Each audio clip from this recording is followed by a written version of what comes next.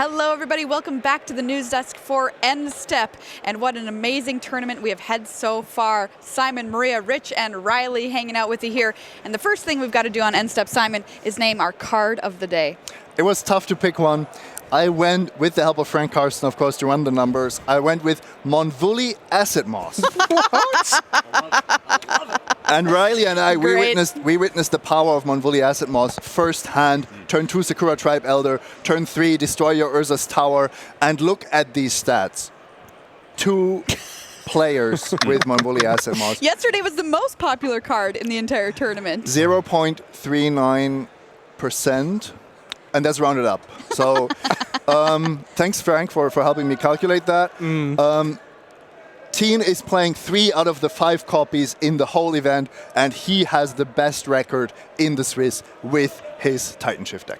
Wow. All right, Rich, how about team of the day? There are plenty of teams to choose from. Who did you pick? So I've gone with Team Haruya Sword, and it's really very simple. It comes down to one result, and that's Javier Dominguez being in the top 8. So why is that such a big deal? Coming into the weekend, Haruya Sword were in 3rd place in the team series. Just behind them, Team Legion, no one in the top 8. Ahead of them, Team Ultimate Guard, no one in the top 8. Ahead of them, Team Channel Fireball in 1st, no one in the top 8. Now, Andrea Mengucci was 10-5 coming into the last round. Gregor Kowalski made day 2. Jeremy Dezzani made day 2. Not such a great weekend for Kelvin Chu. None of that matters. What matters is top 8s and then delivering on the biggest stage. Javier Dominguez is guaranteed 20-some pro points for Team Haruya Sword, could get 30 if he runs the tables tomorrow.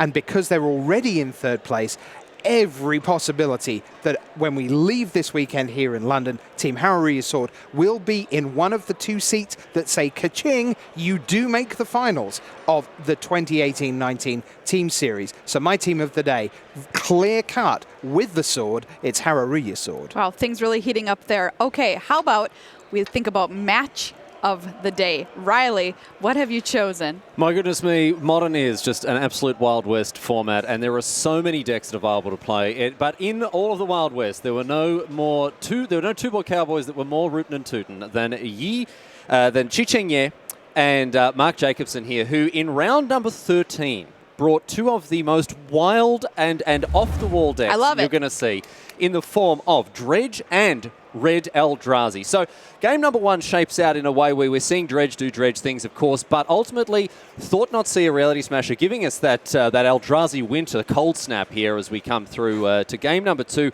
after a couple of weird mulligans with Serum Powder, taking advantage of the new mulligan rule. But it's game number 3, after they'd split the 2 between them, Mark Jacobson's open hand, 3 copies of Leyline of the Void, and look at Chi-Cheng's face. He can't believe it. But do you know what? He goes, that's fine. No worries. I've got a bad draft deck full of 2-1s and 1-1s and 3-3s. I'm going to beat you with them. Don't even worry about it. 1-1 flyers, Riley. But ultimately, not quite enough, because Standard powerhouse Ramunap Ruins, so good they banned it from Standard, ended up getting Jacobson across the line with, I kid you not, one of the weirdest decks you're ever going to see. Red Eldrazi, an absolute powerhouse with the new London Mulligan rule, of course. Didn't see the Mulligan have an overwhelming performance in this tournament, but still one of the decks that was pushed to the front for definitely that, and our match of the day. Great. You know what? I've definitely lost with 3 Leyline of Sanctity out and versus a deck that was trying to burn my face. How? It wasn't pretty. Anyway, it's time for our player of the day, and for that, we turn to Tim Willoughby. I'm very happy to have here with me our player of the day, Tien Wen, and finishing top of the Swiss. It seemed like a fait accompli, but actually it's a long time coming for you, this, because the deck that you've been playing here, people talk about becoming an expert in things by getting 10,000 hours in. By your rough account, how many games would you say you've played with assorted Valakut decks since Modern's inception? I've played around 10,000 games of Valakut, and I feel I'm underestimating so that it doesn't sound as sad. This is a format where some people like to play a whole bunch of decks, but I love the fact that this is a format where for some people, finding one deck that you love can really reap its rewards. And by the sounds of things, you were locked in on this deck well before this tournament was even announced. Yes, I was locked into this deck in 2014. So the last 3 modern Pro Tour / Mythic Championships, I've gotten to play in all 3 of them, and I've played Titan Shift in all of them. And during Eldrazi Winter, I had the ability to play Eldrazi Winter, but chose Titan Shift anyway.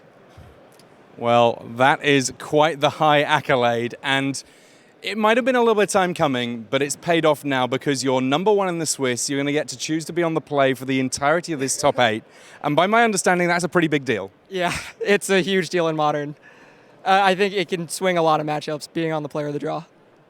Lovely stuff. Well, we may see some matchups swung tomorrow because we have our player of the day on his deck of the decade, Tian Wen, here at Mythic Championship II. And so, as the time clicks on to 9 p.m. here in London, over the last 12 hours, and exactly 12 hours, Big Ben strikes again. We've brought you every twist and turn of 2 crazy formats as we head towards the top 8. Exactly 12 hours from now, as the clock strikes 9 a.m. here in London, we'll do it all again with this top 8. Matt Sperling playing Affinity, Javier Dominguez on Is It Phoenix, Chris Kvartek playing Humans there in the blue, the raised hand from Adrian Zhu in his first Mythic Championship playing Tron. Then Marshall shaking hands with Brian Brown doing former world champion playing Humans. He's in the top 8. So is Alex Hayne of the MPL with Tron. Eli Loveman finished 2nd in the Swiss on 39 points with Humans.